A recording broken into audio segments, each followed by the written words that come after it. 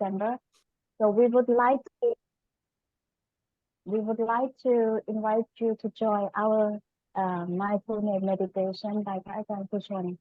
So for last 2 months or 3-4 months ago, that Ajahn Sampachano Satipatthana is about Neya Loke Apisha Tomana Nasna. So that is the key and the basic principle for us to develop the practice to go further to understand the mindfulness meditation. So today is the last session for this year, and maybe Ajahn can summarize for us or what we should move for further or to repeat it again.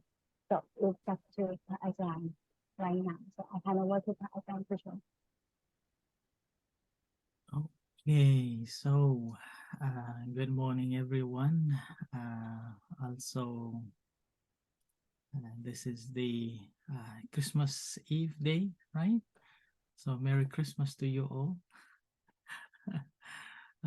So let's start meditation and then we'll have a discussion later on. Okay, so let's practice sitting in comfortable position. Yeah.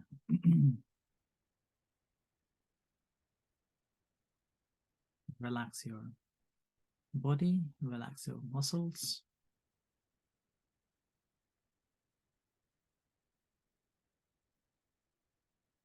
And gently, you may close your eyes.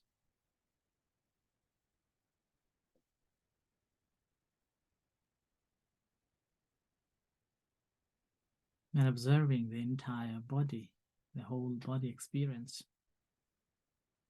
Experiencing the entire body sitting here and now.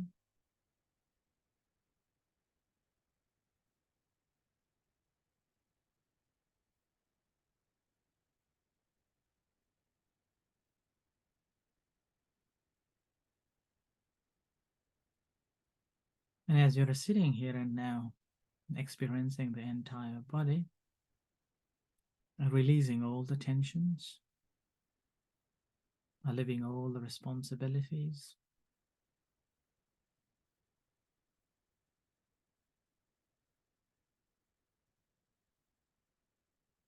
and feel the breath. Breath coming in and going out.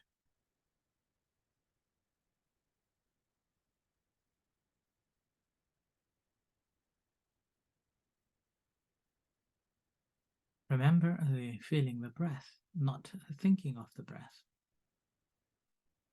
Wherever you feel the breath, whether in your nose, in your chest, in your belly, or entire body, experiencing the breathing in and breathing out.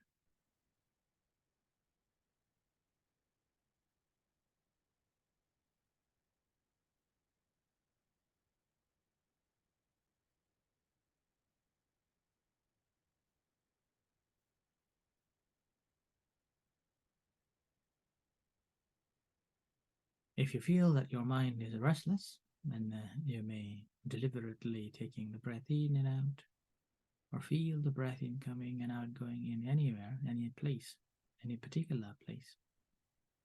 Or otherwise, simply experiencing the breath coming in, going out, feeling the entire body sitting here and now.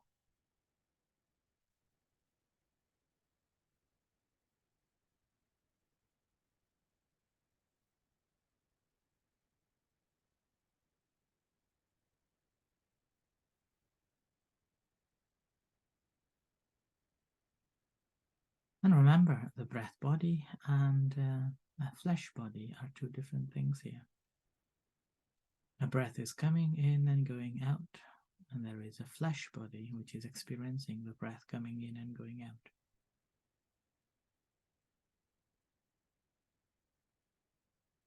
And we are simply being aware of both.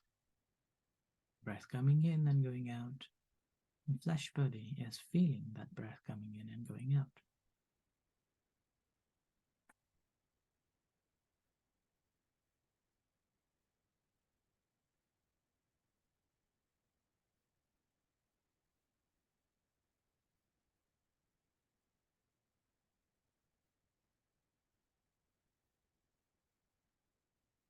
and understanding that the flesh body and the breath body works hand in hand, working together.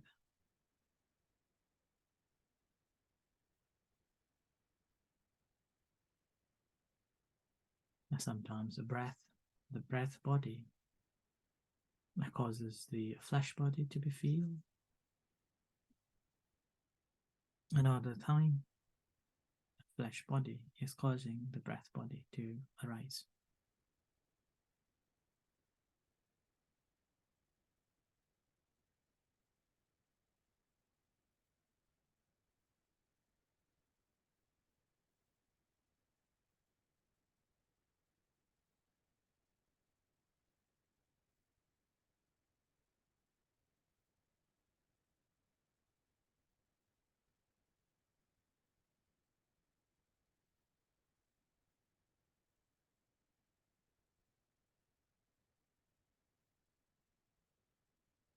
So with that understanding that the breath and the flesh body are working together, and we are aware of that activity,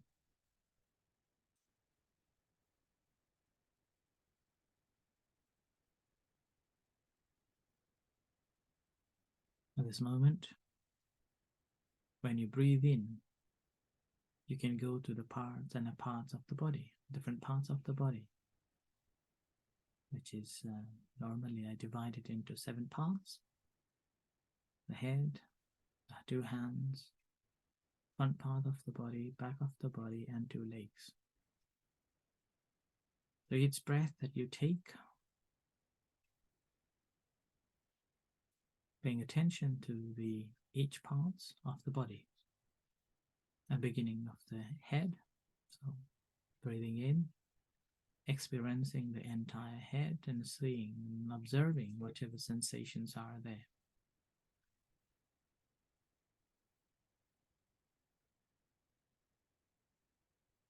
And here again, not thinking about it, but feeling around in the head. Each breath that you're taking in, so paying attention to the entire head. And when you breathe out, releasing.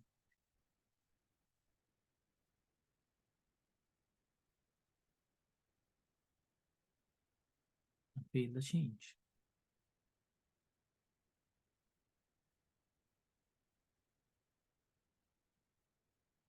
And that sensation could be a pleasant sensation or unpleasant sensation or neutral, or whichever sensations are there, simply aware by mindfully knowing that.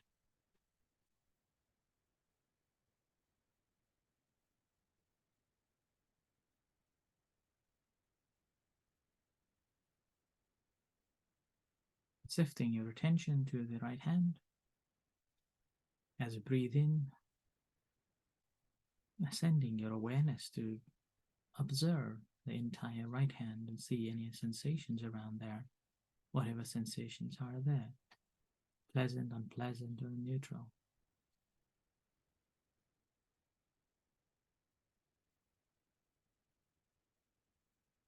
Do not move, do not change,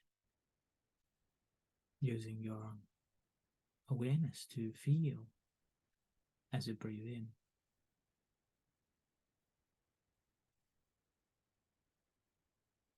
And if your concentration is better, then you will be able to recognize that as you breathe in, you feel different sensations, and as you breathe out, feel the ease around it.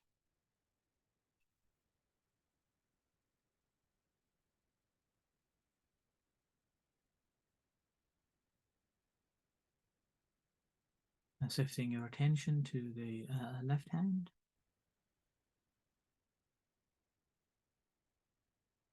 so as you breathe in, experiencing the entire left hand, observing any sensations around there,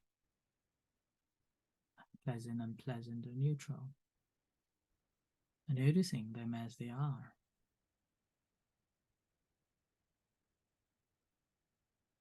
And mindfully aware, and see as you breathe out, easing up.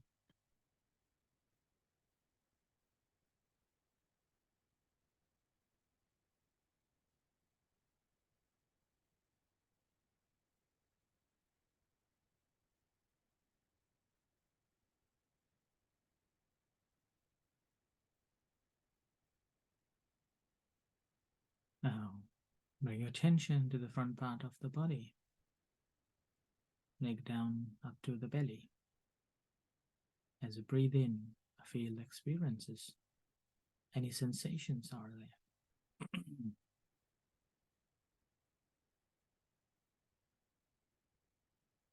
This is the most easiest part to observe the sensations, and also a complicated place too.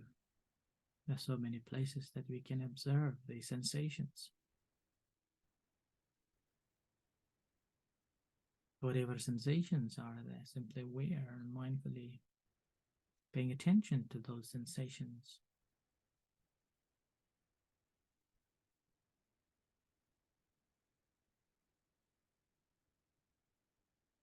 And as you breathe out, easing, releasing, freeing.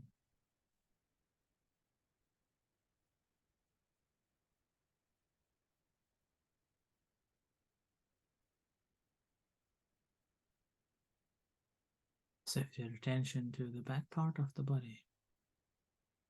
So neck down to the bottom. An upper back and a lower back.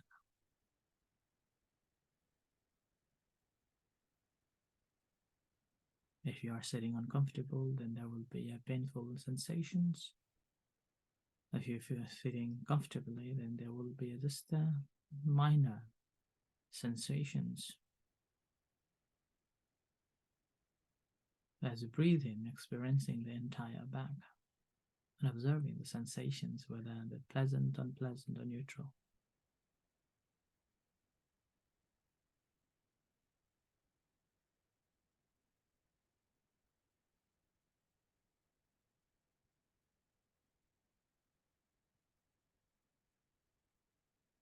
And as you breathe out, freeing and releasing yourself.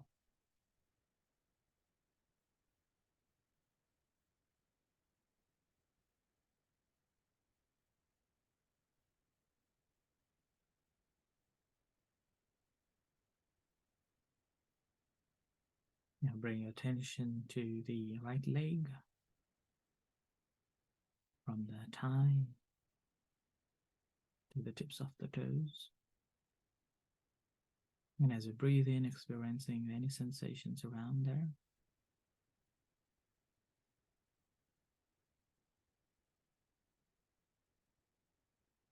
Observing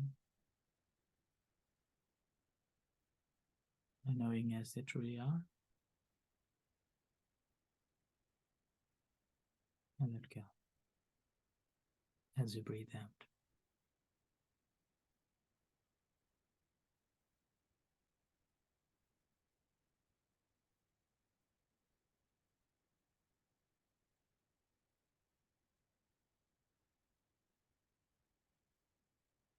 Shifting your attention to the left leg.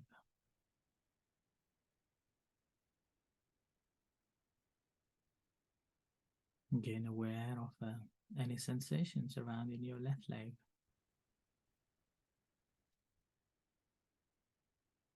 Knowing them clearly, without leaving anything untouched, unknown.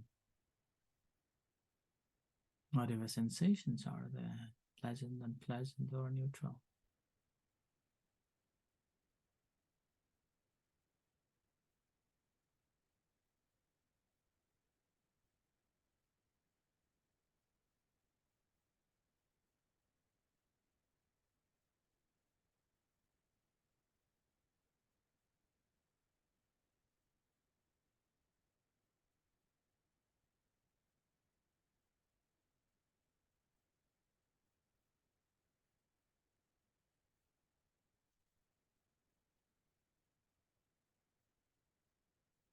Now, experiencing the entire body at once as you breathe in and breathe out.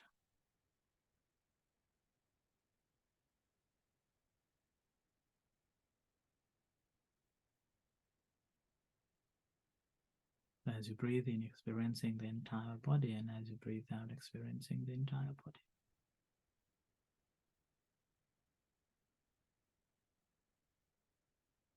And as body calms, mind also calms down.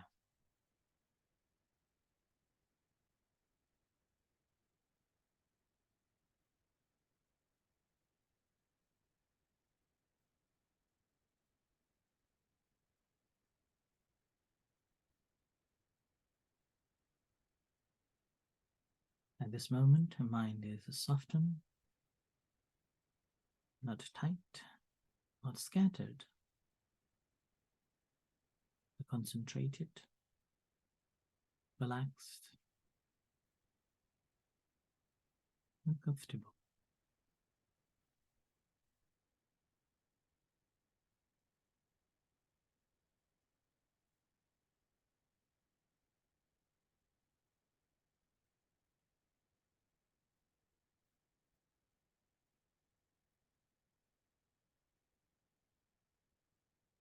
As your mind settled, established, unscattered, untight, and softened,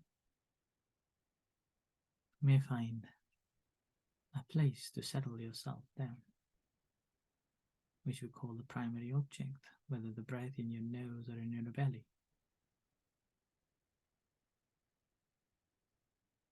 Creating a home base, settling down yourself. Let the mind have a home to be, where it can take a refuge.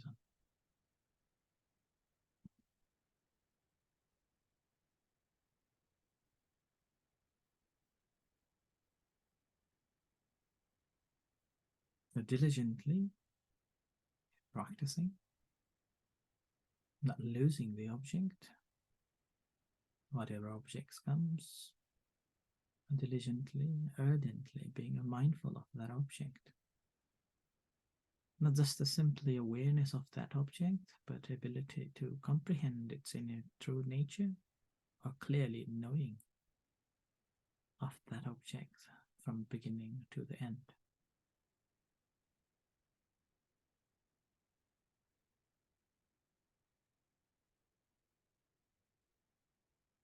Ability to be mindful in every aspects of it, not grasping, not holding, not having any attachment to any forms, any sensations,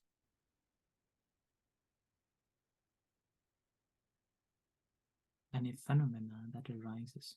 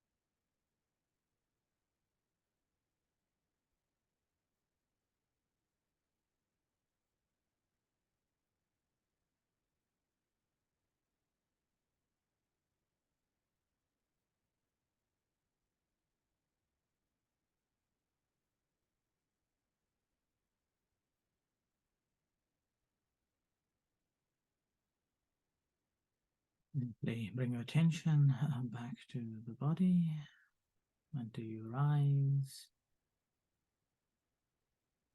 Slowly open your eyes and come out from the practice.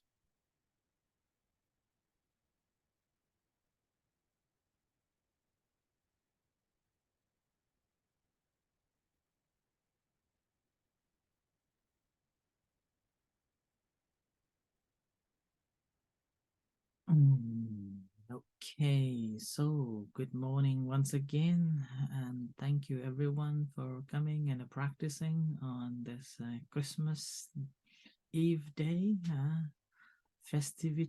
festival. I hope that you've been planning and preparing lots of food and busy preparing for the presents, as it is the end of the year. As Warapon also mentioned, so today is our last session of the year. Having said that, it is not the end. It continues. So throughout this year, in our sessions, I concentrated on the one particular discourse, the Satipatthana discourse, which is the a discourse that teaches on how to practice meditation by focusing on the 4 foundations of a mindfulness. So Satipatthana basically means the presence of the mind that is established in a particular place, firmly established. And that establishment is simply to understand as they truly are. So over the period of time, we discussed on various aspects of it. And I believe that you have gained knowledge as well as a practical advice, and which you can practice in your daily life, and you've been practicing. Because this is the Satipatthana is the one of the main foundation that helps to free ourselves in different ways, starting from the many sorrow and lamentation, even some physical pains and mental distress or anxiety, depressions, and so on. And also is the path. This is the path that helps to find a right a path that leads to happiness and freedom. And this happiness and freedom is, again, is not just happiness and freedom in this life, but leading towards the complete freedom. That's why it's one of the very important factors. And also, as a result, it is known as the direct path. So once we walked on this path, there is no other destination.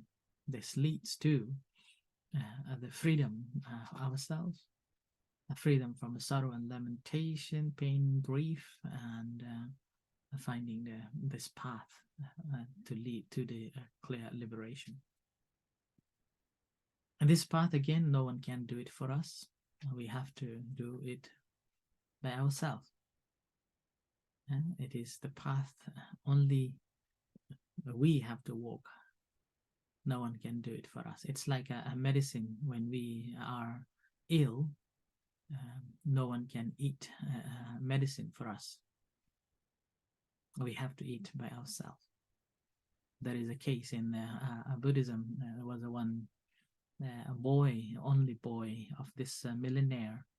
When this boy became ill, this father was so stingy that he didn't want to take this boy to the hospital, thinking that if he take his son to the hospital, then he has to pay a lot of money to the doctor.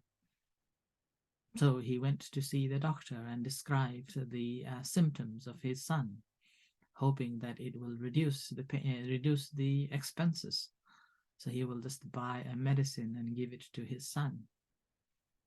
So like that, he did it, and the symptom that he described wasn't correct symptom, and the medicine that he gave it to his son wasn't the right one. As a result, illness deteriorated, and eventually he died.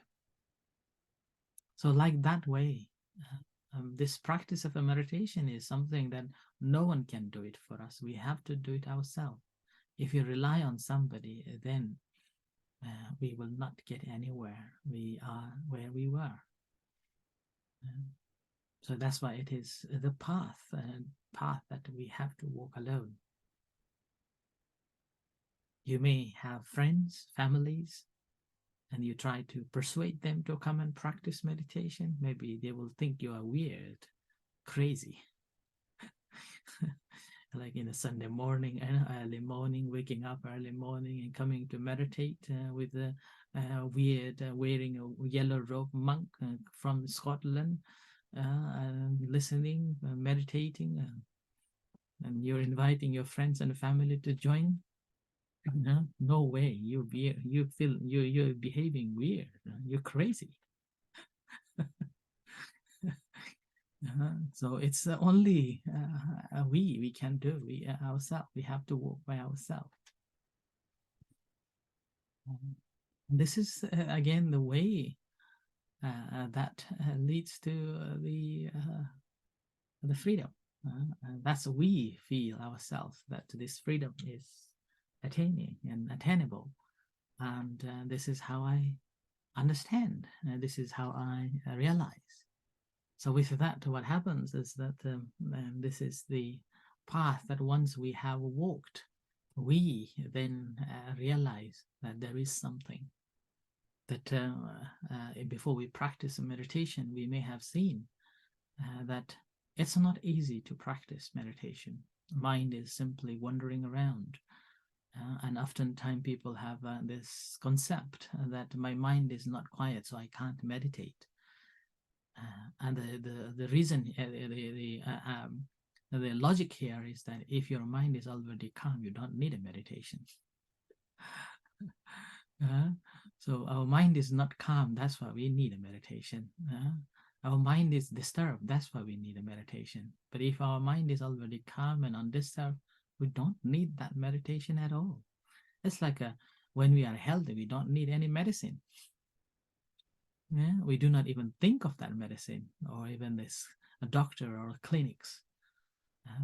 So that's why the practice of a meditation is something that we have to reschedule or reviewing again that my mind is not calm, my mind is easy to be disturbed, my mind can be disturbed and distressed and can be sad, or different emotions can take control over me. So meditation is needed. Okay? So that's why practice of a meditation is something that we have to do it. And over the period of a time, you may notice that if you are practicing even just a 1 or 2, or if you continue practicing, you realize the breath is something that is interesting to observe. Mind is something that is interesting, always changing, always conditioned. So interesting. And each breath and each mind, or even this body changing, it causes so many other different emotions and feelings that invades and disturbs us. We become aware of that more and more. Initially, we can't pay attention to the breath, even just 1 or 2 breaths. But as we practice, gradually we gain a skill, we gain that knowledge. Okay, I can pay attention to this breath for some times. And gradually we also will be able to see that, okay, this is the pleasant sensation, this is the unpleasant sensation. Wow, it's amazing. Yeah. And again, further on, we will be able to see that when I pay attention to the breath, my mind is so calm, my mind is so still, my mind is so gentle. And that's again another way of looking at the knowledge coming. So the practice again helping us to realize these true natures. And obviously, when you're practicing meditation, according to the discourse, suggests that you have to go to the forests, or you have to go to the under the tree, or the empty hut or empty house. And none of these are applicable these days. It's very difficult to gain. And yet we are creating our own space that we have into certain this environment that where we can meditate and gain the concentration and get the wisdom. So that's why it's advisable to practice in a same room for a considerable time, so that we feel comfortable with that. And obviously, over the period of a time that we were discussing, in order to gain the practice, in order to gain the progress or cultivation of the mindfulness, we need the ardent practice, or the diligently practicing without losing our attention to something. Continuity is the key, an ability to have a clear understanding as you are paying attention to it. Let's say the breath, whether you manage to set up yourself in your nose or in your belly, paying attention to that an ability to adopt that object as the primary object where I can take my mind and settle there. And as you're settling there, an ability to be mindful as it comes, as it goes.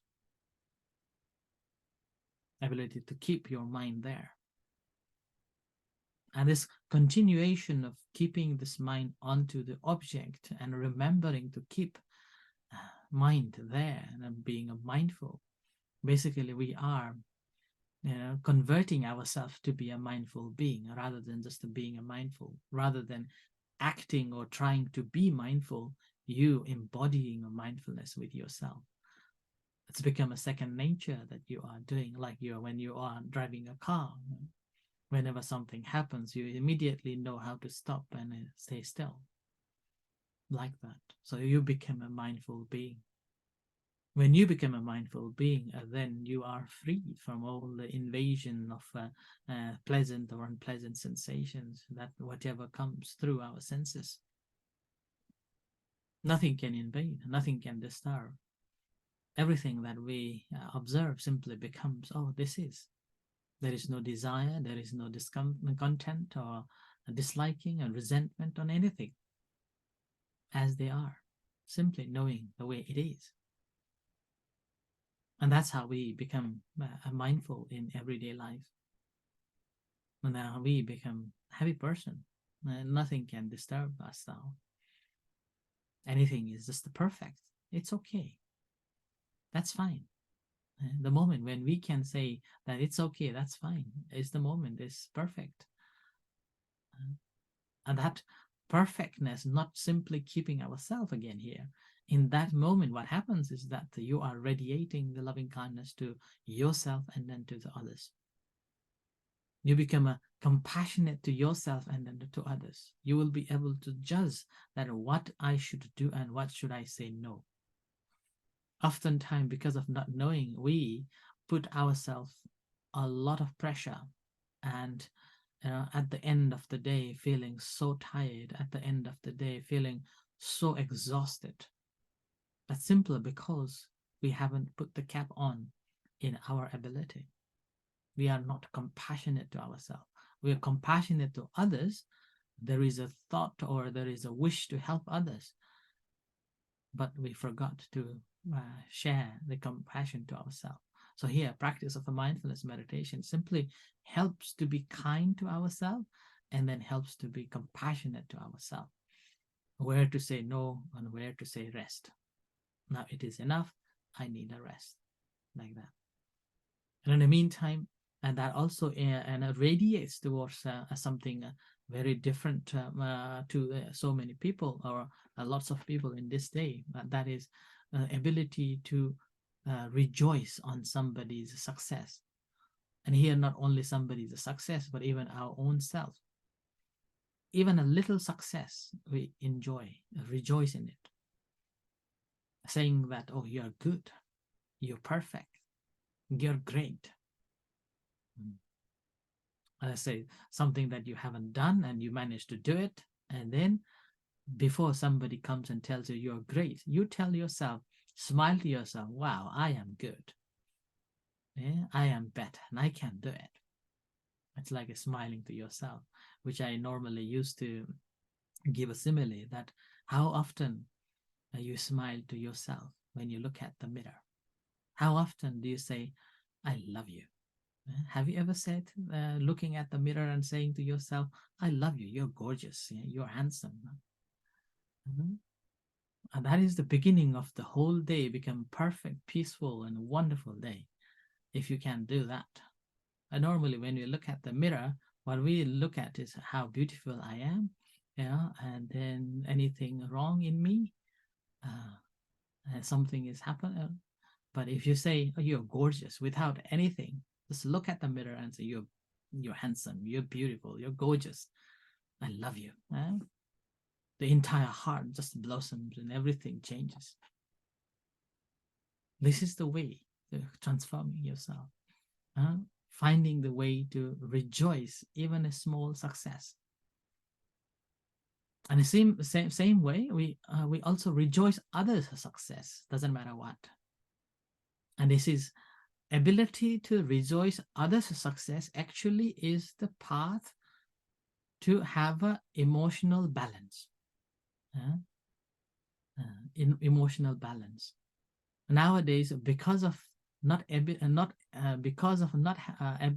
having ability to rejoice others' success, we create jealousy, ill will, animosity, unhappiness, and even the creating the boundaries and frictions.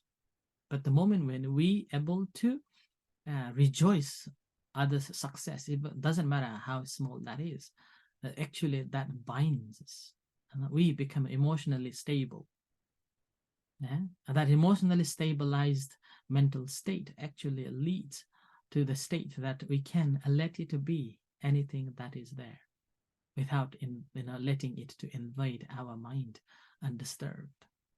And so the last one is called equanimity, having an equilibrium of the mind. Equanimity. And here, equanimity doesn't mean that you do not know and you discard it without understanding it, but this is the stage that you have fully understood and an ability to let go.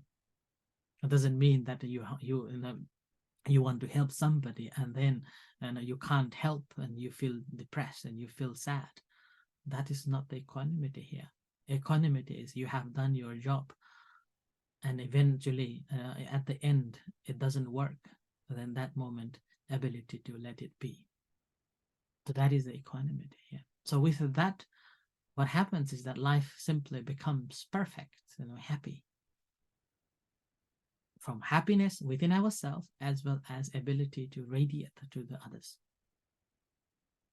And this radiating to the others helps to connect that I am not the one, which normally we have this ego-ness, ego, that this is me, I am the best, I am. Then with that, it helps to realize that actually I am actually in the part of the system. I am exist because of you. I am exist because of them. If they are not there, I am not exist here. It's like a customer and a business. If there is no customer, there will be no business. And if there is no business, there will be no customer either. So rather than putting yourself in a stand position that this is me, that's why that is there, and then what happens? The friction comes and different troubles comes. Whereas the moment when we able to understand ourselves and then to the others, here we see the mutual understanding, interconnectedness in between, and we will be losing our ego, and we take it into ecosystem, from EGO to ECO, converting G into the C, and that's it. And that's how the entire process ends here. So that's why the practice of the Satipatthana meditation is something that not only relating to ourselves, but also relating to the others. That's why in this instruction, it comes internally and externally. So internally, basically, it means that ability to understand ourselves, ability to know ourselves, and then externally, basically relating to the others, how that links to others and how do they feel. There's another similar as when somebody hits us, we feel pain. A similar way, if somebody hit by someone, they also feel the same.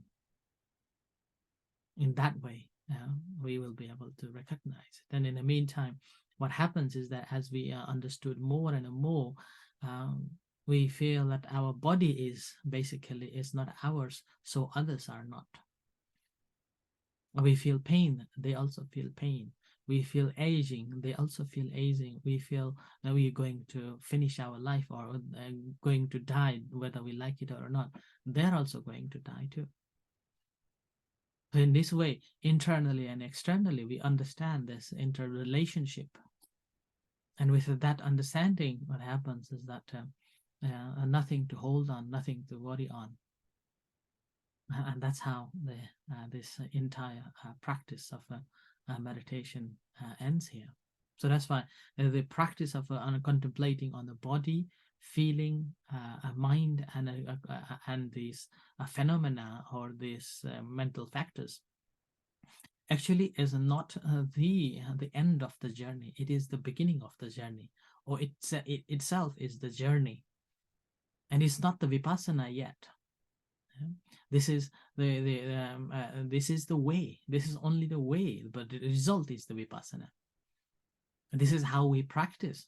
But the moment when we understand the body, feeling, mind, and this phenomena, and in its true nature, and that is the vipassana. That's why vipassana means ability to understand clearly as they truly are, or seeing as they truly are, in a distinct way, in a very differently, not as we see it now, not like no common seeing it, but seeing it very distinctively, very differently. And that very distinctly and differently, distinctively seeing it basically means that nothing to hold on. Everything is interrelated. Condition arises, and that condition arose, things subject to change. An inability to understand the subject to change, basically we are suffering, and we are developing our attachment and developing our ego, and that's how we suffer. But the moment when we understand that, we realize that nothing to hold on, there is nothing that I can take it for myself. So, and that distinctively seeing is the vipassana, and that moment we will be able to let it be, let it go, and settle. Right? And that settling is the part, and this settling is something that, according to the Buddhist practice, if we are diligently practicing, even just for 1 week, and seeing this distinctively, this body, feeling, mind, and the phenomena, actually that leads to the liberated one. There are 4 stages of liberation from the stream enterer. It's called a Sotapatti, Sakadagami, Anagami, and Arhat. The Sotapatti is basically the stream enterer, one who has seen the danger and one who has seen this impermanence, and nothing is should be holding on to it, and working on that path alone now, without losing that faith and confidence in the practice. And the second stage is basically firmly established in the path. The third one is non-returner, who is not coming back to the human world, but will be liberating after. And the fourth one is obviously the Arhat, or enlightened one. And the practice of a Satipatthana, even if we are practicing just for 1 week and we fully understood it, then we will be able to attain two last one, the non-returner and the Arhat, the noble one, the enlightened one, either of them. And it's again depends on the perfections and the qualities that we have accumulated over the period of a time, not only in this lifetime, but also previous lifetimes. And the end of it is basically depends on how much we have accumulated. So with that, eventually we will be attaining the liberation and freedom. So that's why the Satipatthana Sutta ends here with this. So I believe that I have summarized this entire 1 year of study and practice within this 20 minutes of explaining and describing it. Yeah. So with this, let's practice for a little bit, and then after that I will receive the question and answer and your sharings on the meditation. Okay, so with this reflection, now let's practice meditation again. So sitting in a comfortable position.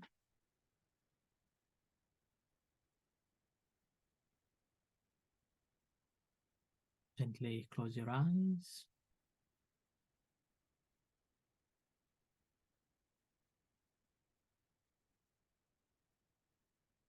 And bring your attention to the focus point, the primary object, whichever you have adopted, whether the breath in your nose or in your belly. spend some times settling down, grounding yourself by simply observing that breath in your nose or in your belly.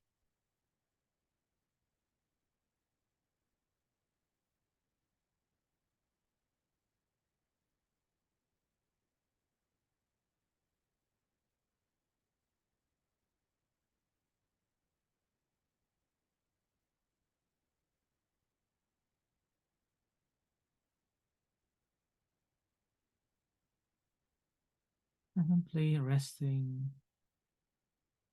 on that object. And as you're resting, whatever other objects arises, the sound that you hear, the thought that comes, observing, acknowledging, noting, and let go.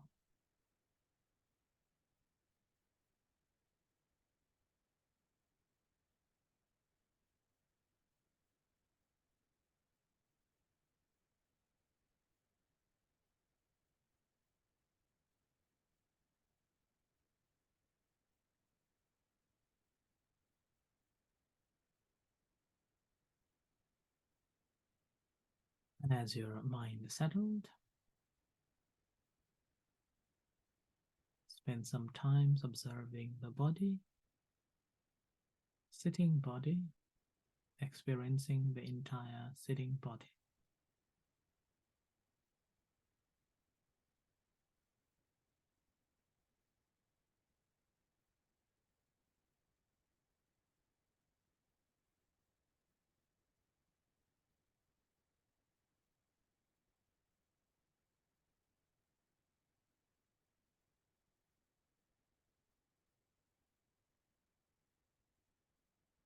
And we experience the sitting body simply through the feeling.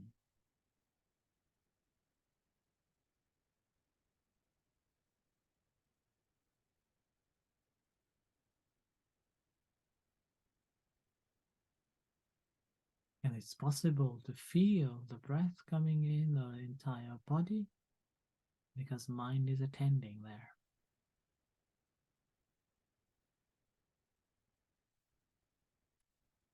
And a combination of all these three, and we are aware of that, is the Dhamma, the phenomenon.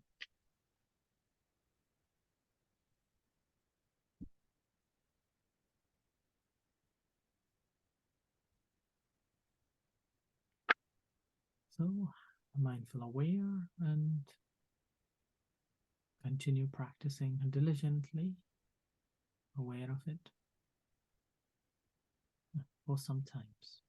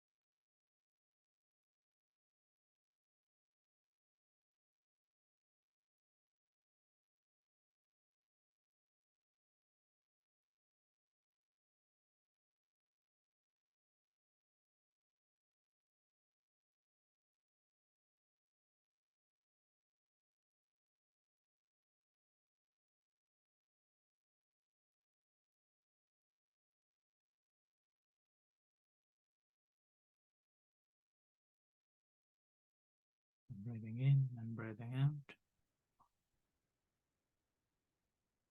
Suddenly bring your attention to the eyes, creating intention to come out from the practice.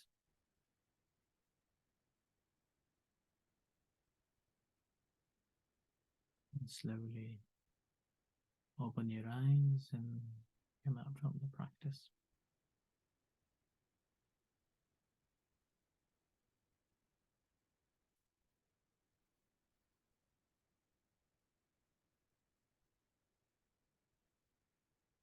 Right, okay, so this is the moment of sharing and question and answer. The floor is yours.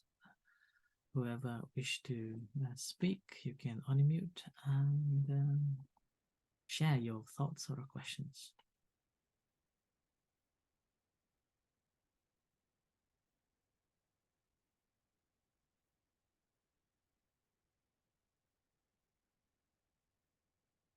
Looks like everybody is so zoned in. No one wants to talk.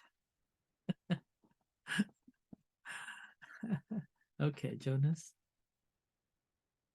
I would just like to share one experience I did when I was practicing by myself for some time ago. That you always try to get rid of all the thoughts that disturb you from the primary object. So completely, that's what's always happening. And now let's say, I managed to get out the thoughts, but emotion come, right? After, when you are under a lot of pressure, let's say, for a longer time, then you sit down, or I talking about myself, you sit down and try to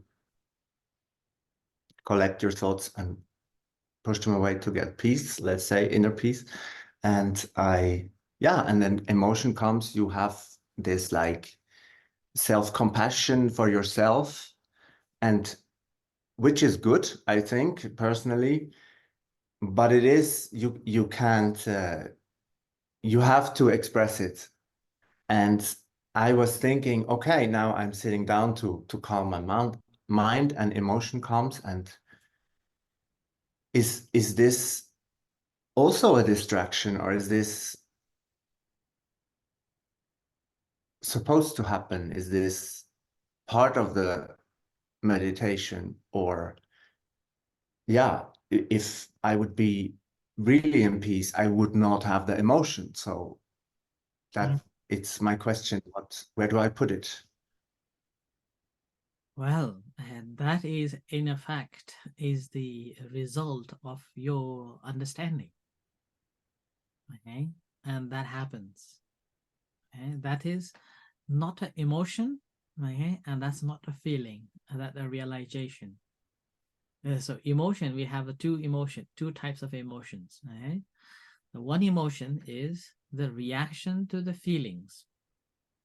Whenever we come to see, whenever we come to hear, whenever we come to smell, tests, or come to contact with the body, at that moment, we react to that feeling, then that becomes an emotion. Like it, dislike it, sad, unhappiness, and sort of like that. So that's why emotion is actually the reaction to the feelings. Okay? And that emotion is influenced by our desire or displeasure, our liking or disliking. And as a result of that, the results can be nasty and can be so horrible. So that's why the worst thing can do to a person is a person who loves you. Yeah, like that. Whereas the emotion that you mention actually is not the emotion. Actually, that is the realization. But you have realized it, but now that realization, you do not know what to do it, where to put it. Yeah, and it is not the one. You have to understand here that when you attain the peace, it should not be coming. It is not the right thing. when you are in peace, actually your mind is absorbed so that there will be no other sensations, no other thoughts, nothing else. It's complete stationed. Whereas here, what you are explaining is mind is not stilled, but your mind is standing on a platform. And with that standing on a platform, you are observing what's happening. And with that observation, you gain some form of a self-compassion or realization, that one. Okay. And here, when you realize that one, rather than thinking, now what? Okay. In that moment, you're simply coming back to your body again. When you have that feeling, what happens in your body? And most of the time, you feel hollow in your heart, and you feel a little bit tense in your brain. Okay? In that moment, you just notice that, oh, so it's nothing to say, nothing to go on, just, oh, what a wonderful, oh, this is happening, like that. Okay? And this is called a dispassion. Okay? Viraga. In Pali language, we call it viraga or dispassion. Here, dispassion is again not like in English term. English term dispassion is something like a boring. But here, dispassion is that you have realized and feel so sorry or feel that needs to do something. Right? So that's the viraga. Okay? That comes, yeah. So that is a good one. Right? Only the matter is that you need to be careful and not thinking, what's next, what is going to happen, but coming back to the body and realizing that what are the effects of my realization of this, affecting my body, affecting my feeling, and affecting my thoughts. When you concentrate on that one, again, there will be another stage of a calmness arises. Okay, that stage of a calmness is another way of looking. It's like, goodness me, what it is, goodness me, why I am, so crazy, like that. So that stage will come. Right? So well done, good. Yeah. So do not worry. Thank you. Continue practicing. Okay.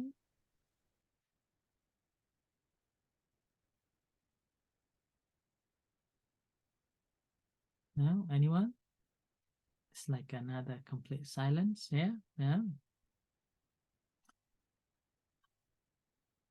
You can tell me about your practice of a breathing meditation. Let's say, Kyla, would you like to share when you're practicing meditation, whether you manage to pay attention to the breath or not, and when you're paying attention to the breath, whether it is in your nose and in your belly? Sure. I mean, I think that I'm quite out of practice, but today I tried to focus on the nose breath, which worked for spells, but I'm having a bit of difficulty quieting my mind, knowing that I have my family staying with me, that I have to prepare all the food for today. And so I tried to bring myself back to the nose breathing, but it's very hard to quiet my mind at the moment. Well, here again, we have to understand that practice of a meditation, although it starts off with the quietening a mind, in case your mind is not quiet, it's okay. Don't struggle with it. But back of your mind, simply having this object that, okay, there is the breath that I'm paying attention to the nose.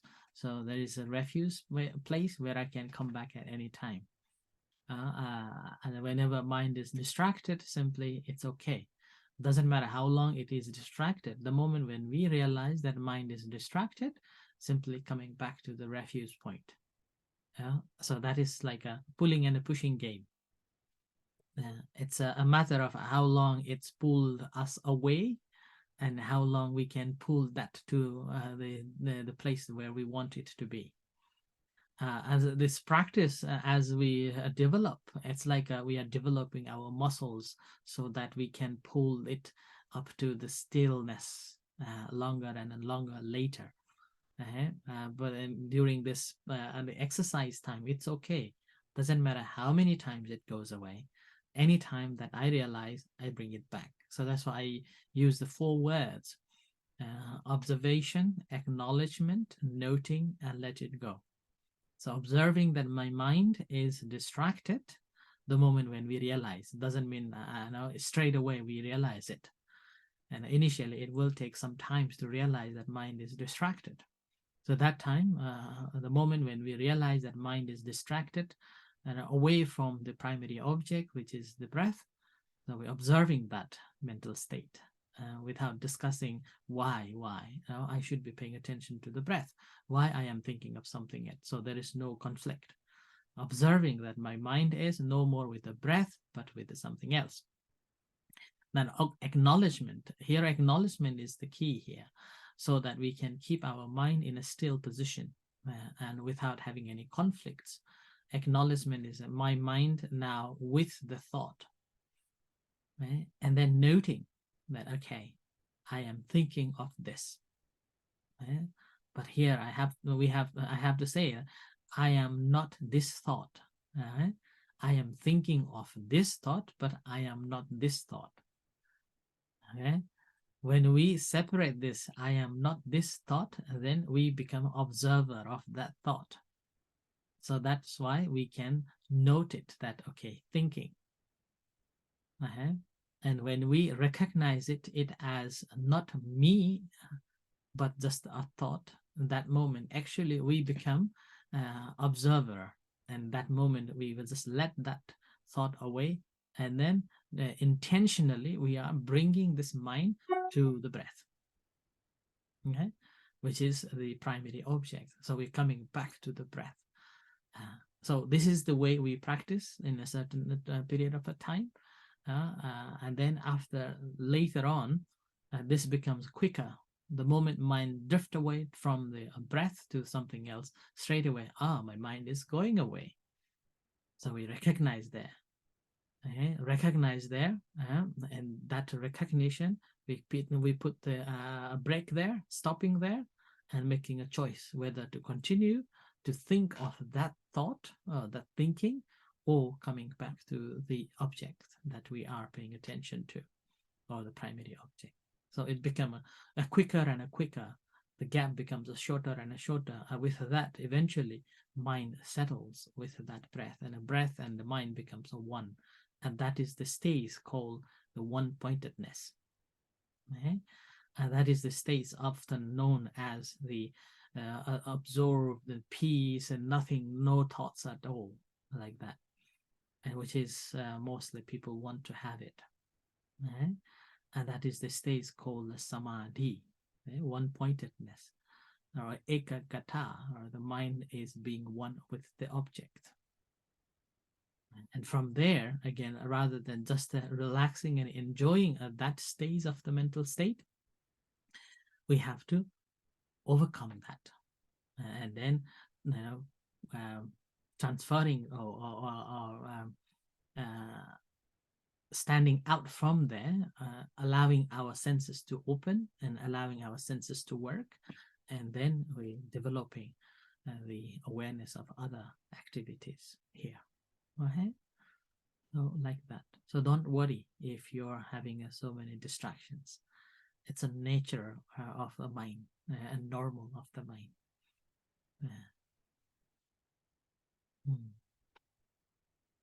Okay. Leilu. Teresa, right? It's Maite, but it's okay, no problem. I have the same problem as Kyla. I think I am really sorry for that, but I'm very beginner here.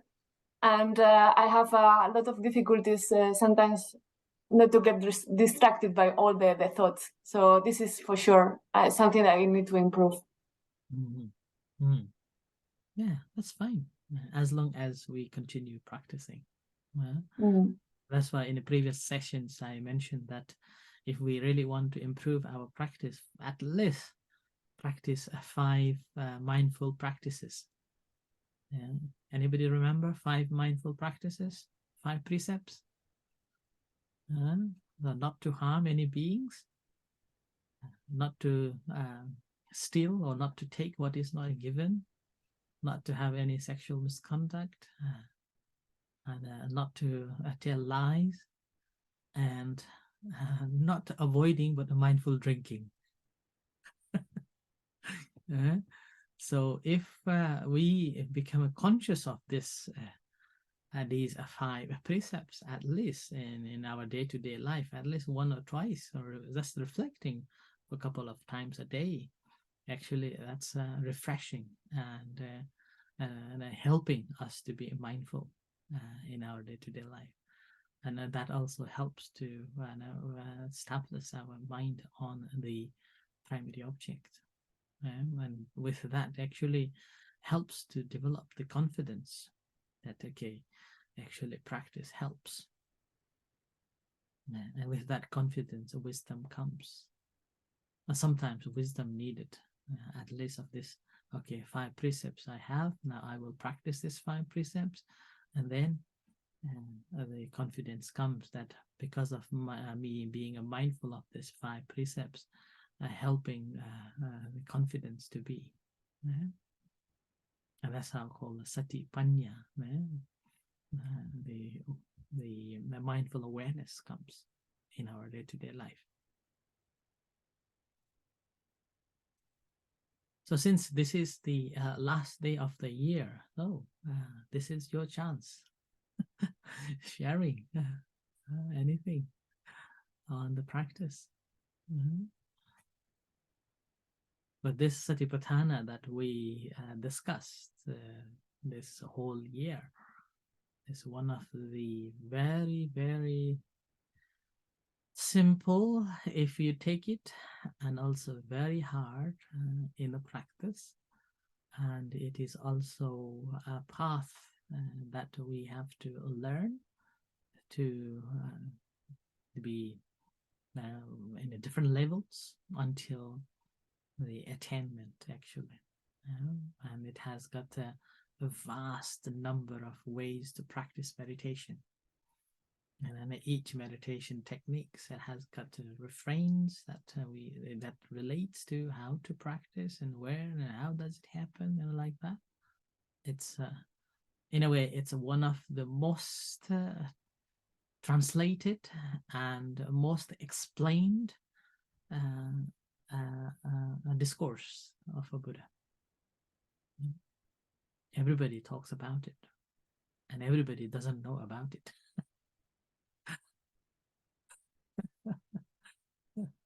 We know only the friction of it. It's like we know only the cover of the book. We haven't discussed the entire book yet, like that. So this is the Satipatthana meditation. Yes, Jonas? I have one more question. Let's say you are meditating and you're supposed to focus on not thinking and not getting distracted, nor by your pain, nor by any, let's say, itch. For example, you are itchy somewhere and you don't want to scratch it because it's part of the instructions. But it's also an expression of your body. So why does it come? Why does the itch come? Do you understand my question? If I'm not supposed to scratch it, so why does it come? It's my question. So itchiness is a common thing that is in our biology, physiology. It's happening in our entire body all the time.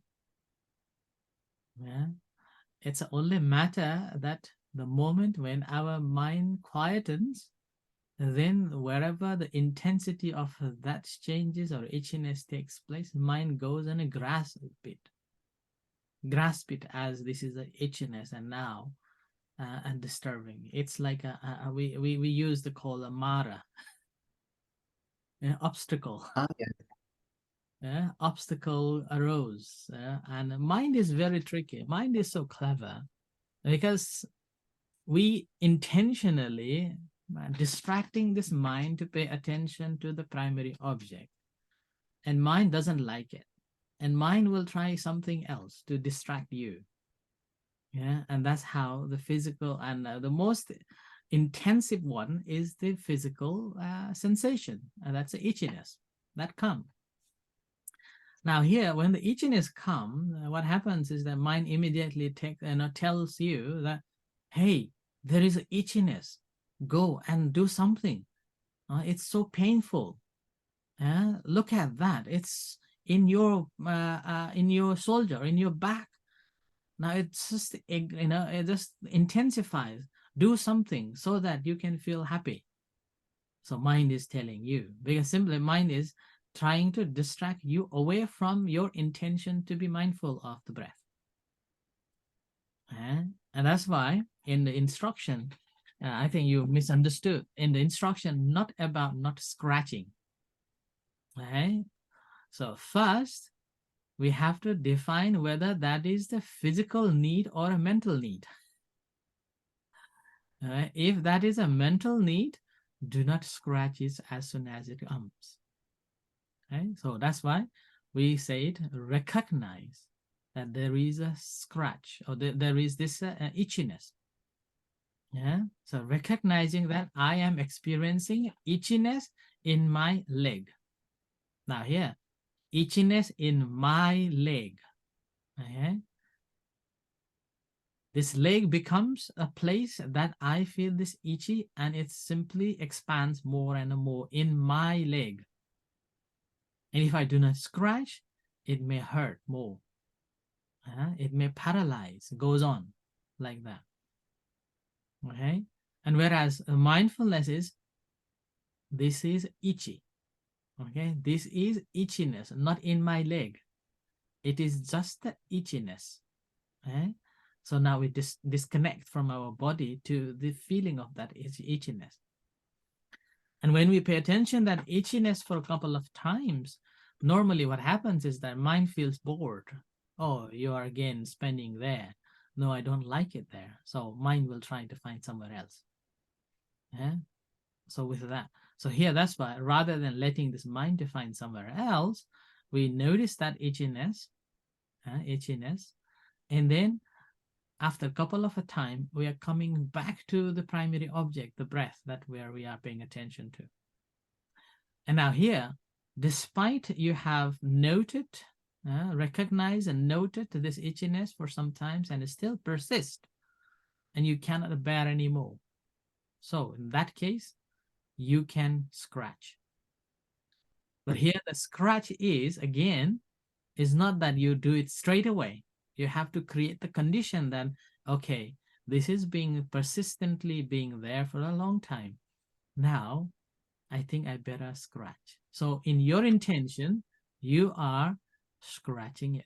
And before scratch again, you know that which hand you are raising and where you are sending. And after scratch again, coming back. So you're mindfully scratching it. Not like letting this mind to do it as it pleases to do it. Okay, mindfully scratching and coming back to the primary object again, like that. So in this way, what happens is that our practice doesn't break. And our practice is not invaded by other distractions. So here the simile is like if you're boiling a water, and then if you boil a water, you turn off the heat again and again, or you just lift the pan again and again, the water will not boil. It needs the persistent continuity of the heat, or continuity of this pan to be on the heat, so that eventually the water will be boiled. Will be boiled. And in a similar way, if we are changing rapidly or changing again often in this way, what happens is that mind got used to with it, and mind knows how to distract you now. When something happens, okay, I distract. Okay, think about that one. Think about this one. And we become restless. And with that, in our life, whenever we face the problems, we try to find escape. So lots of people do the escaping. When they face the problem, They escape by using different things, whether going to drink, or whether to take the drugs, or whether to skip the what's called give up the job, change the job, and like that. So that's escapism came from that way of dealing with the problems. Whereas in the practice of a mindfulness meditation is not about escaping, but dealing with it in your might. And after you have done it completely, and you know that you cannot be done anymore, then it's letting go. And here, this is not about escaping. It's about let it work itself. Okay? So like that. So that's why the practice of a mindfulness, we do it in a small macro level of our feelings or in our body, but in a holistic way. If you look at it, it affects in our behavior and how we deal with the present day problems. So we will not be escaping, but we'll be dealing with that one. So that's why I always look at the problems, that whenever problems comes or whenever issues arises, I always say to myself, let's do it. Okay? And if I can't, I have done my job. So there is no feeling of guilt. I have done my job. So nobody, whatever happens, it's okay. I have done my job. And this is again related to, there is a story, previous life of the Buddha. It's called Mahajanaka Jataka. And in that Mahajanaka Jataka, the story in the previous life of the Buddha, happens that the Buddha, he was traveling on the giant sheep for his business in another city, another country. On the way, the ship wrecks due to the storm, and the rest of other people simply prayed and mourned, and what's going to happen and like that. But whereas he, the Mahajanaka, he himself make a great will and a jump in the ocean and a swam for so many days, and each time when each day he swam, he was just constantly thinking that, okay, I will try my best. So he did it his best, and eventually when rescue came, he was asked that in this vast ocean you do not know the shore, and yet you're still swimming, and you do not know that the death may come. And in that, he replied saying that I am doing my best so that nobody can say that you have done nothing to overcome this trouble. So when this was said, then he was rescued, that this is a great person. So that is the simile that I always take to myself. Whenever trouble comes, no escaping. Look at that, learn from it, and then move on with it. So that's why whenever I'm traveling, when there is a flight delays or train delays and bus delays and things not done, and I enjoy that moment. I take it as like another great adventure, a wonderful free tour. Free tour, free vacation, like that. Although sometimes you may have to pay, for another travel, but it's still, this is another experience, another level of practice, like that. Like recently when I was in Germany, when I was traveling back to Aberdeen 2 months ago, I think, and the flight was canceled, and I had to stay in Amsterdam for all night, sleeping on the bench. So that's and I enjoy that one, like that. So you take all the issues or troubles into a different level rather than why me, why. You simply take, oh, wonderful, like that. Right? So that's why the practice of a mindfulness meditation, from the small bit, we are expanding into our behavior and attitude to the things in our day-to-day life. Okay. Right. Anybody else? Sanya and we seems very quiet today.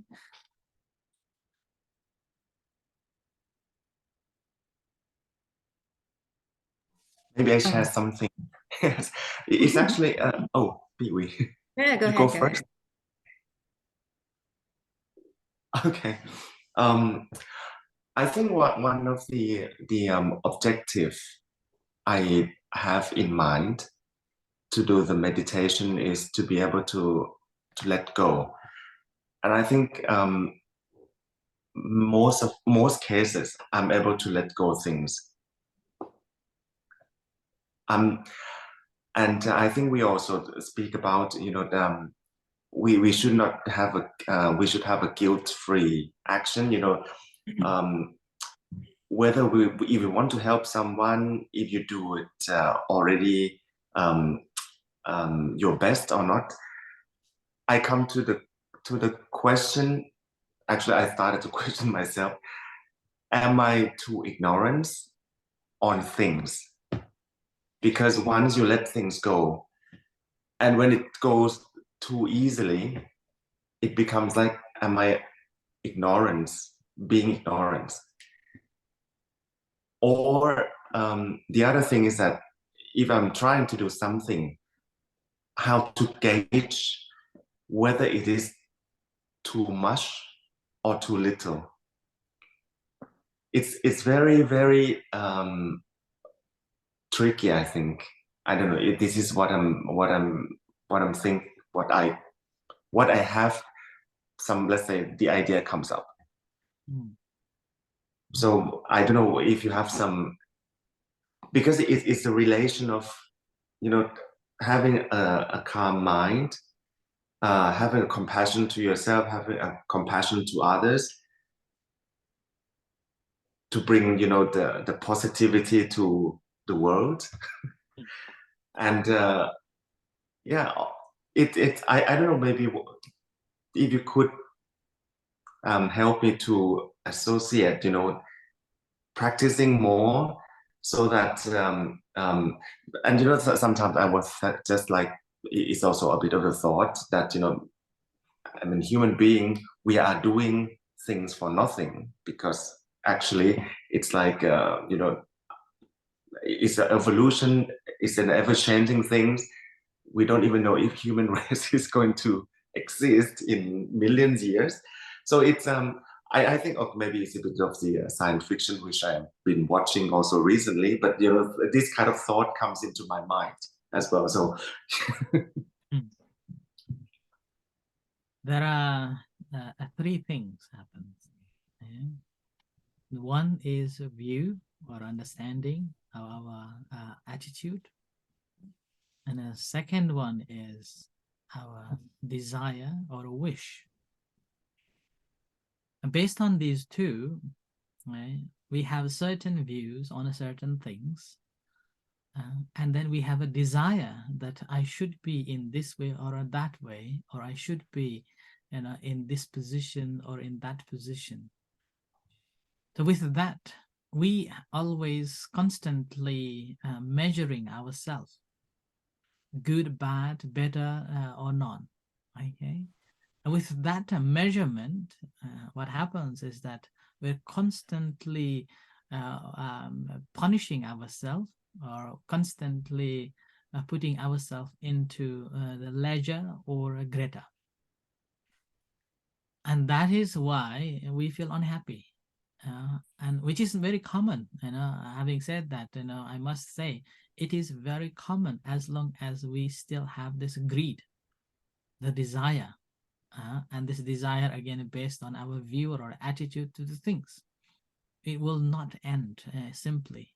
It will end the moment when you attain the arhat. Okay, and that is the stage called the mana. And the practice of a mindfulness meditation is basically knowing that how much this conceit I have, conceit of this or that or a better or not better. So ability to noticing this conceit or this mana, and ability to reduce it every time when these comes. Let's say I feel ignorant, then knowing that, okay, comparing to that person I may, but comparing to so many others, I am better, right? So seeing this, the moment when you compare to somebody, we always feel good or bad. Yeah? And whereas practice of a mindfulness meditation helping us, the moment when this concept arises or this thought arises, ability to be mindful, I am having this comparative thought. And when I am having this comparative thought, I am feeling like this. I have these kind of emotions. So breaking it down and knowing that. And when we recognize that, what happens is that we realize that how much ego I have and how much less ego I have. And we can put ourselves in the balance. And then seeing the ability to see that if we are comparing to somebody higher, then we feel lesser. Comparing to somebody lesser, we feel higher. In this situation, we try to keep ourselves in a balance that, yes, there are some who are greater than me, but still there are some lower than me. Some lower than me and some greater than in these certain cases. So, but I am doing my best. This is the best thing, the best that I can do. So this mindfulness basically keeps us in the balance moment. It's called equilibrium state, upekha. So equanimity, equanimous mind, rather than swayed by one or another. Whenever this is swayed, we recognize it and come to the balance. Okay? So this is coming from this mana. Mana, yeah. Titi mana. Yeah, titi mana, maja, titi mana. Okay, so continue noticing that and we'll be okay. Thank you. We'll be free the moment when you attain the arhat.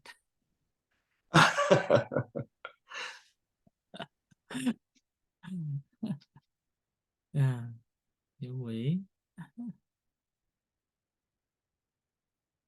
Yeah, just a bit of expansion from what Jonas was asking. Like if you feel itchy, or then what you should supposed to do. And like if you feel pain in your joint, should you, I mean, you recognize it that it was a pain, then okay, the pain is there and you try not to pay attention to it. You just keep focusing on the breath, on something that you're focusing on. But when it comes to the moment that you're supposed to move, and then you just like, if you move, you can sit longer. The part of easing it to make it more comfortable, if you look at it that way. But if it's so painful and you can't continue, is it a good thing to like just not really ignore, but not paying attention? And same in like the real life situation. If you are in a very unpleasant situation, it's just, okay, I realize that it's unpleasant, but should I move myself out of it? Or just, okay, it's there. If I don't pay attention, it will go away itself. Just where should you put yourself in this kind of situation? That was my question. Yeah, so there are two things happening. One, there is a primary object, which is the breath. Okay, and then the secondary object, which is the pain. Yeah, our primary job is to pay attention to the breath.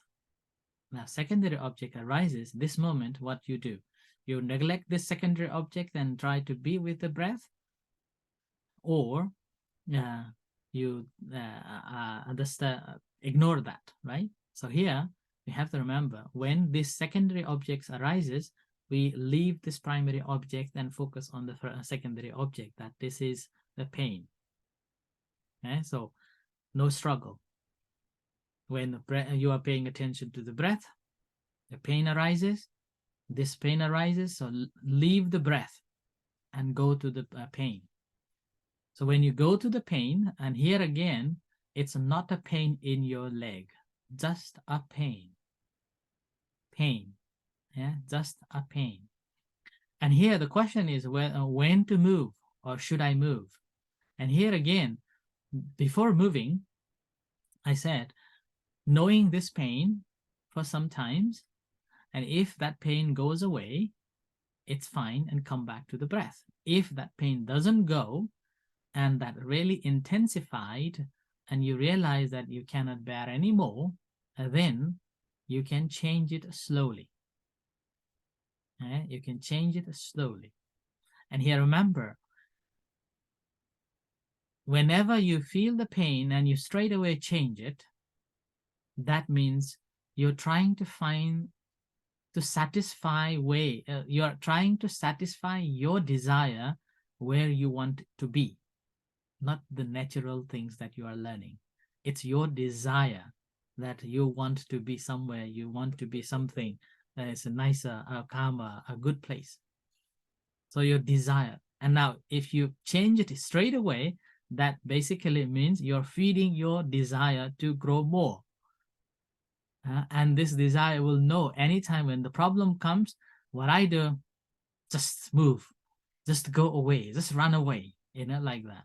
Whereas the practice of a meditation is that when this is happening, not feeding this desire, knowing it, okay, what's happening? And after you have realized, then you can decide to stay or to move.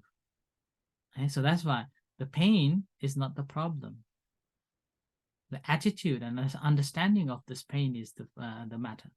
Okay? When we realize it properly, then we can either to remain or either to change, because the pain is inevitable. We all have this pain in our physical body, whether we like it or not, whether we notice it or not. It is there all the time. And this pain, why when we are meditating, simply that moment only that arises? No. Okay? This is just a distraction. The mind is just simply getting distracted by that. So that's why in that moment, suffering is our choice, whether you want to be suffer or you don't want to be suffer. And even I meditate. Even now, I'm still feeling pain in different parts of the body. Now, my choice is whether I suffer it or whether I just leave it. So that's why meditation helps us to make a choice, and then when to move and when to change. So it's not a practice of not moving at all. You are allowed to move, but before moving, knowing that why I am moving. Okay? So that's same with any trouble that you are, unpleasant situation that you are in. Rather than run away straight away, observing, checking why. And then after you found it, you make a choice whether you want to be or you want to leave. It's like you're going into the party and you found that somebody you dislike is there, and then you can check whether to move or whether to stay. Like that, okay? All right, I think this is the moment for sort of reflection and sharing a meditation, loving kindness meditation to finish up. Yeah? Okay, so let's take a long deep breath and relax yourself. Gently close your eyes and spend some time reflecting today's discussion and practice.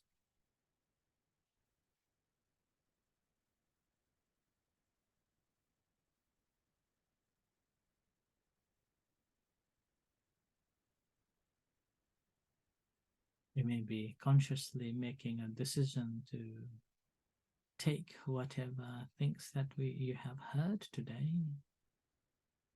reflecting, making a resolution that I'm going to reflect this throughout this month.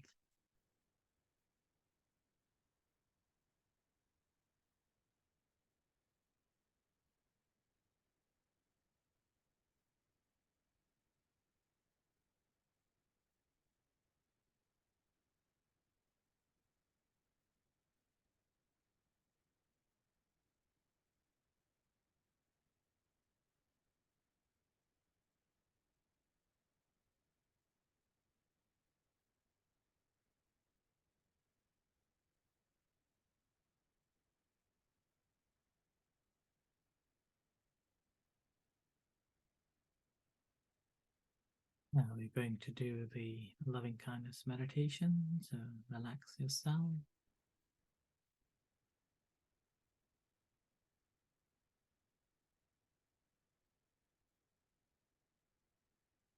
Take a long deep breath and feel the entire body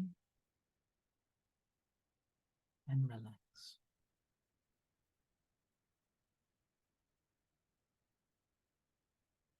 Bring that attention to your hands,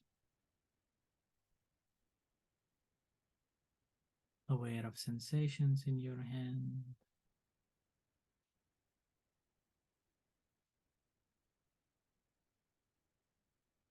Whatever sensations are there.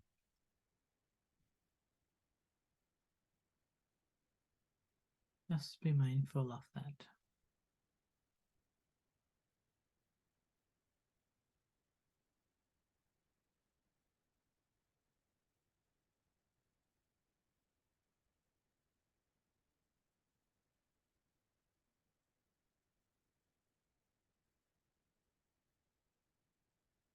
And bring that attention to your heart. Feel the beating heart.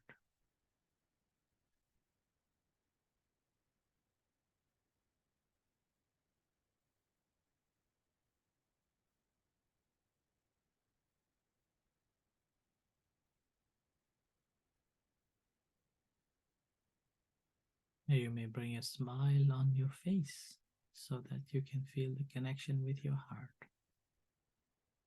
A smile, feel the connection with your heart.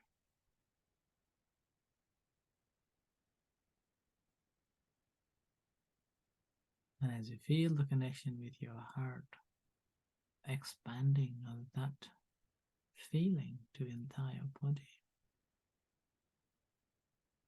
creating loving kindness and compassion to yourself.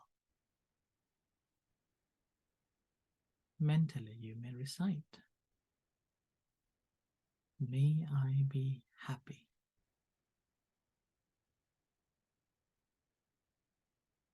Feel the sense of a happiness in entire body.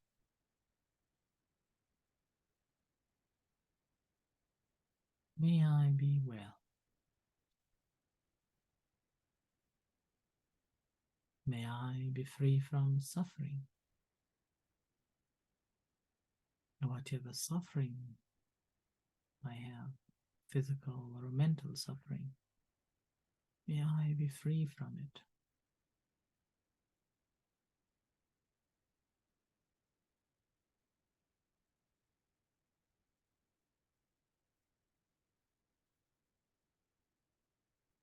May I be liberated.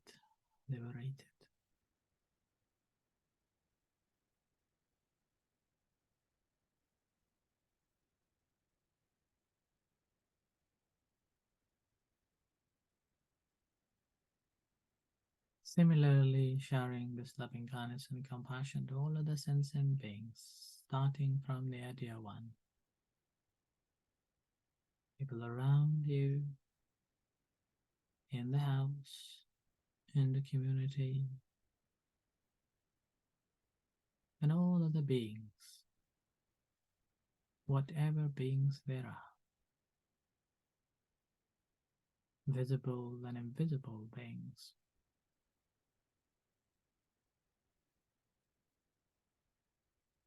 May they be happy.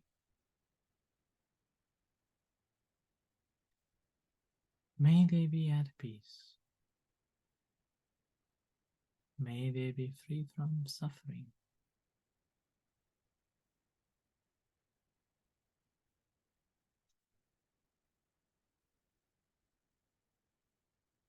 May they be liberated.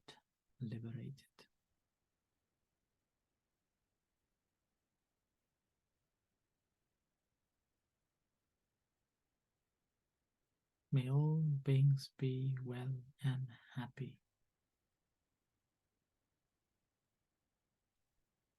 Along with this today, I would like to bring all the merits that we have accumulated throughout the year and dedicating this merit and aspiration to all the sentient beings. through the goodness that arises from our practice, our spiritual teacher, guides, and the great virtues, our parents,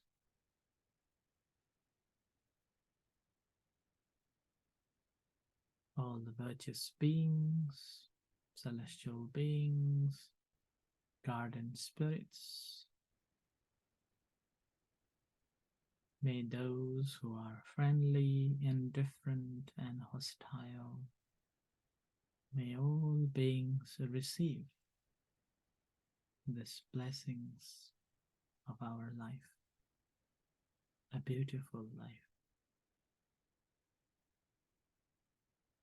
May also attain this path and realize the deathless through the goodness that arises from our practice and through the act of this sharing of loving kindness and compassion to all the sentient beings. May all desires and attachment quickly vanish,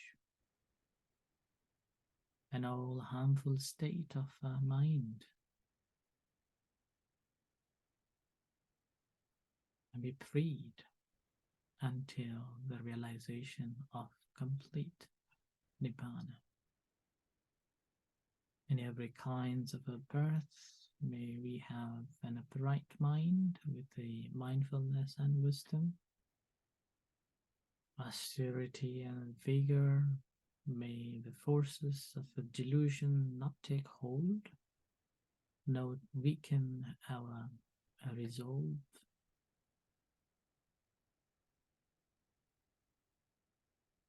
So we take the Buddha, the excellent says as our refuge to guide us.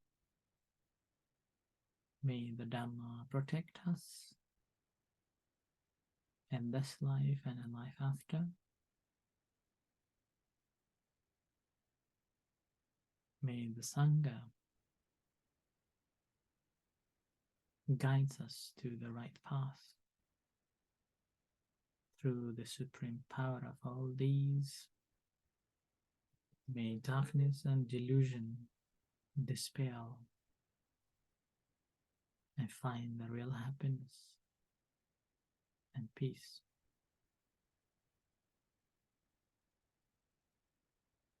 May all beings be well and happy.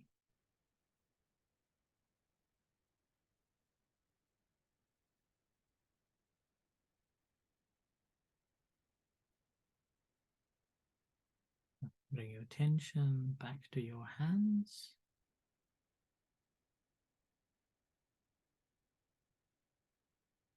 Feel the sensations in your hands and to your body. Feel the sensations in your body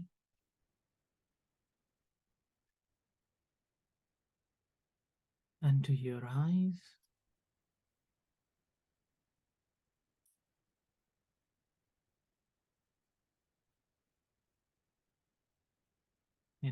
Creating intention to open your eyes and slowly come out from the practice and reflect for a few moments.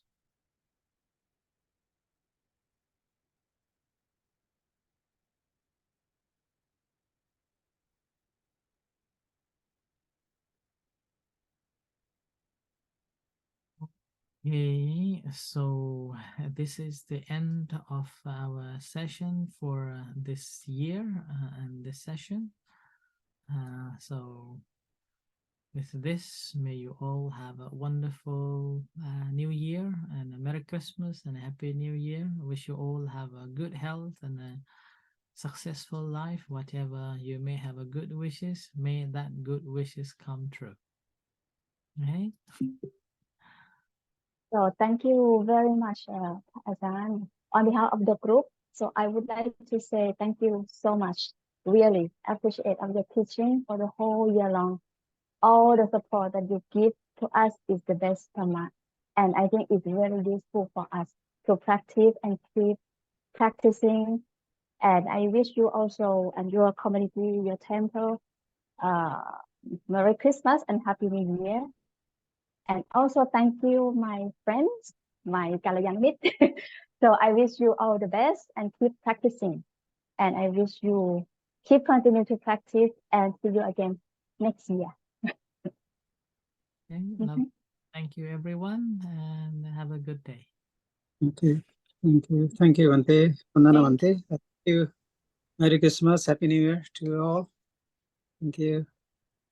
Bye. Bye. Christmas.